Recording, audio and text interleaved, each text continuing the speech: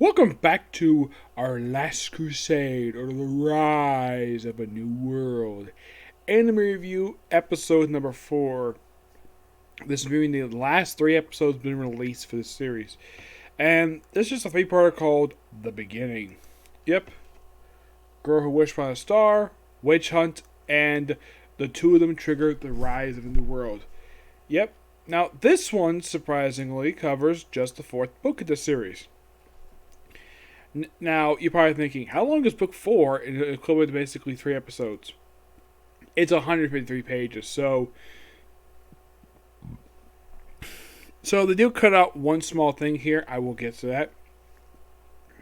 So, things starts off basically quite unusually. A couple different places starts off here in the case of Iska and Alice. For Alice, you start her off with her. Now, technically, we don't start with her. We start with younger sister, Sibyllus. She, of course, is basically in her room, and she is summoned by the queen to go to an independent country to discuss if, in fact, to investigate if, in fact, that the country might be aligning with the empire. And she's off. She briefly sees Alice, and then we don't see her for a bit until she gets to the independent city. The reason why she's actually going out, aside from the official mission, is to find Iska. I'll get to that.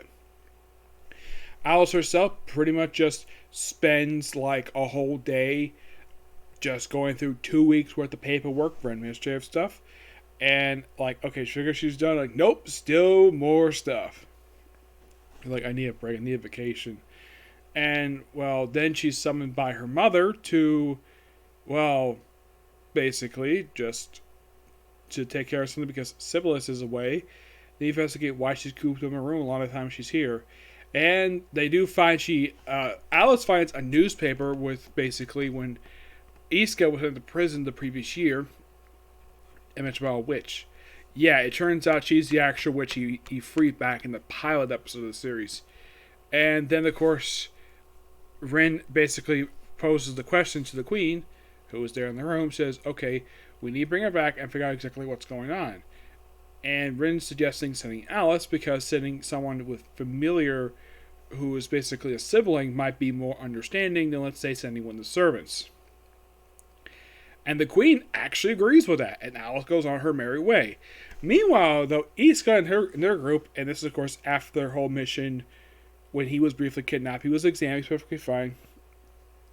And then, basically, we have the head medical examiner from headquarters come in with their supervisor saying they have worked way too much, so they are basically ordered for 60 days leave. So go on vacation. Oh yeah, and they also figure out a way to keep, because they also mentioned prior to this announcement that they have like a week prior to basically checking the astral seals to see if they're actually, well, still fake or not. Oh, and by the way, the whole thing with Mismi, when she has her astral seal, yes, that actually is not resolved with these 3 episodes. That is something that by the time you get to the final episode, it is not really resolved. It's still an ongoing issue, and it's a plot thread that might pick up if they do a season 2. I'll get to that. So, basically the group just goes on vacation. Yep, for about 2 months. And they go to a resort town in the independent country, who is not associated with either. They have declared neutrality. They mentioned they have not declared neutrality, but they have people associated with the Empire and the sovereignty there. So they stay at Empire Hotel. And the first place they go after checking the hotel is go to the beach. We see Mismi wearing like a one-piece swimsuit, which looks great on her. And she also kind of floated because apparently she's not going to go somewhere. And we see Nene in the swimsuit. Basically her in a very, very, almost very small bikini. Which I found to be so hilarious. Of course, Iska himself is not really interested in swimming at all. And then, of course, they go out for food later. Because they need to get some food. And then, of course, something very interesting happens. Like, Nene basically goes to take care of the restroom because she drank a lot of juice. So they have their, well, food or whatever. They had, like, some beer. And, of course, the captain's take by Jin back to the hotel. And then Iska, by himself, waits for Nene to come back to go grocery shopping. Runs to Sibyllus. Yep. And this is one of like 3 times he runs into her the entire episodes. This is the first time. And basically, they run into her completely by accident. She just basically losing her way. They chat for a bit. It's like, oh, it's you. And then they shows up. Then of course, next time we see her, is she pops up and eats. She breaks into East, goes over to find Ego's hotel. Excuse me. Also, her special ability, she can actually look into the past for a few minutes. So find the hotel he's staying at, break into his room, and then of course they have their second encounter, where he thinks that it's an assassin to kill him, but no, it's her, and he basically pins her to the floor. It's like, I've never been roughed like this before, and then of course then she mentions, because they mentioned that her name is Sibyllus, and also the fact that basically she knows his name Iska. And basically she tell, like, oh yeah, you're the one who I freed the previous year. And then she's like, could you get off me, please? Which I thought this was so funny. I mean, the way basically he positioned, you can easily start having sex with her if you wanted to. That's basically the way he looks. So she sits on the bed, and he's basically just stands up. And basically she makes an offer to come to the Sovereignty, basically because there's some stuff going on there. And then she leaves behind her bracelet when she leaves. Then Iska himself goes to a particular secluded area, and then he just happened to run into her. And before this, because he found where her room is, he switched hotels because his reasoning is because after a while the place gets expensive, so he'll go to a nice hotel a little bit further away. And of course he goes out grocery shopping though. Then he meets up with Sibyllus again. Yeah, she reveals that there's some treasonous stuff going on in the Empire, and she needs his help basically, and to come to the Sovereignty to figure it out. Meanwhile, before I continue with this becomes quite interesting. Of course, what leads to this is something going on with her elder sister, not Alice. Iskner, I think her name is. And oh boy, oh my gosh, this is probably by far, like, this woman has got a really big chest. Like, oh wow, like her like it is so obvious. Her breasts are so big, like they're bigger than Alice's. Like, wow, they're basically even bigger than her mother's. I'm like, damn. And of course, that she talks to Mass Lord. Yep, he pops up again. And just, oh yeah, we think it's some treasonous. They think it's trade in the Empire. And she thinks it's her sisters. And he laughs at that because he knows that they're very loyal to the Empire. They would never trade. Of course, she thinks that there is, but not really. So then he basically, after having a couple of conversations, after having another conversation with her, then he sends basically, he goes to the Independent Nation with a couple of assassins. And they're there. Well, they basically record the conversation between Sibyllus and Iska, and then look like they're about to fight. And of course, he stops her. Of course, he doesn't have a sword. So then, of course, he's about to move forward, and then he shot. And then basically, we hear some gunfire. It's Jin, Bismi, and Nene who's got Iska's swords. Iska does get them. They show her handing off him sword just so he just magically has them right afterwards. Yeah, I'm not really sure why that is. So he stays put, and then of course he's about to make another move, and then all of a sudden this robot shows up. Yes, a robot known as the Object, sent by the Apostles. Yep, the Apostles. Most of the time when these guys appear previously for these episodes, usually there's somebody there. Usually it's Iska or somebody else. This is the first time they've actually had nobody there. Where they simply put, just talk themselves, and then they decide to send the Object. So, and pretty much Iska battles, the thing shows up at the end of episode 11, and he spends almost the entirety of episode 12 battling the damn thing. At one point, Mass Lord wants to basically burn, like, reignite the actual conflict that started the war in the first place, but luckily enough he stopped. And then, of course, he frequently shot several times by Jin, shot in the chest, which destroys the evidence, and of course using the mask, which destroys the mask, but for some reason we just cannot see the man's face. And the next time we see him after he leaves, he's got a new mask now. Like, as far as I know, reading these books, there's no real explanation of why in the world that he and his. Oh yeah, by the way, kissing shows up at the very end, and she refers to Mass Lord as uncle, confirming the fact they're uncle and niece. I get the fact. I guess a lot of people can figure they're part of the same family, but kissing being Mass niece, that's interesting. I would love to see this woman's face because she looked like a very lovely woman. Of course, she's one of the few purebreds that they actually have. And, of course, when the object shows up, she identifies 6 witches. Sibyllis, the 3 people there. The mask and his 2 associates, that makes 4. And, like, they also apparently mark Misme as a witch, too, because, well, the mark. And then basically, Iska is battling for a while. Of course, Nene tries to disable it. Of course, things is not exactly food to feed yet. And then Alice shows up, who's been looking for her sister. Though she runs into her butler, who is like the only person she can trust in the Empire.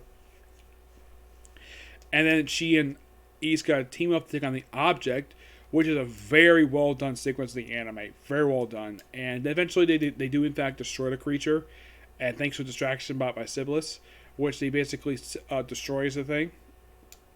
And then, of course, they're chatting for a bit, and Sibyl's like, you two know each other, don't you? And they basically deny it. And she's like, okay, that's good. And he's like, I proclaim you, like, my protector, my knight. And it is so obvious that she's basically, like, she's in love with Iska. Alice is very heavily implied, and I should point out, in the light novel, that is where they actually ended the book. And the anime continues for a little bit, like, after they get past the lady kissing, the scene between kissing and mask, then we see Iska and Alice just meet up in Neutral City again. Of course, Alice wearing the same dress that she wore when she first showed, because throughout the first part of this thing, she's wearing her regular battle dress. And then in episode 11, she switched to a different dress, and she wears this for the next episode, for the last 2 episodes of the series. Doesn't go to her battle attire. Iska, kind of the same thing, too, with him. Like, he first off wearing his regular uniform, and then later on he wears, like, civilian clothes. Excuse me, yep. And, of course, at one point when they're chatting on a bench, it looked like these two were going to kiss. But, no, they just basically just blush, like, away from each other. I mean, anybody can tell it's completely obvious, but this particular moment is completely unoriginal, but it's great. It shows the fact that it's fairly implied that Alice is in love with Iska, and it is also implied Iska might have everything for Alice. Though they consider us to be rivals, and it says, we'll meet each other again. And that's where the series ends. Well, that's where the last episode of the season ends. I mean, the season only aired just last year, believe it or not. Yep, just last year. Which, that's quite something. So, could there be another season? I don't know. It's distinctly possible. Yeah, there's nothing that says there can't be another season of the show. I mean, let's see. How long will the season conclude?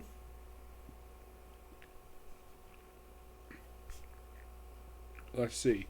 It only concluded just 6 months ago. Yeah, aired like very late last year. Let's see. What is the name of the sister? Her name is Eltir. Oh yeah, there's something else about her. She gets back to the capital, and then she's confronted by her mother, where she says, "You are the one who leaked information about Sybil." Her name, I thought it was Sibyllis. My mistake. It's Sybil. And he also asks, "Are you the real Eltir?" And then she just smiles at that, and that's the last to see of that. Yeah, from what I read, basically, there's something interesting going on with her. Yep. And in case you're curious, though, is there enough light novels to do another season? Oh, yes, definitely. There's nothing really says they can't. Not really, no.